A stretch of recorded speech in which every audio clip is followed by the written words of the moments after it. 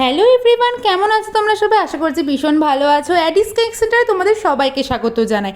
আজকে আমি তোমাদের সাথে এই আইসক্রিম কেকের ডিজাইনটা শেয়ার করব। তো চলো কেমন হলো আউটকামটা লাস্ট অবধি দেখা যাক। কাস্টমার ফার্স্টেই ইউটিউব থেকে এই ফটোটা পাঠিয়ে আমাকে বললো যে আইসক্রিম কেক লাগবে। আমি তো ফর দ্য ফার্স্ট টাইম এই কেকটা বানাবো, তো ভীষণই এক্সাইটেড ছিলাম। কেকটা কিন্তু ভীষণই কালারফুল লাগছিল দেখতে। বড় কোনগুলোকে পুরোটা তো আর দেওয়া যায় না, তাই হাফ কেটে দিলাম আমি।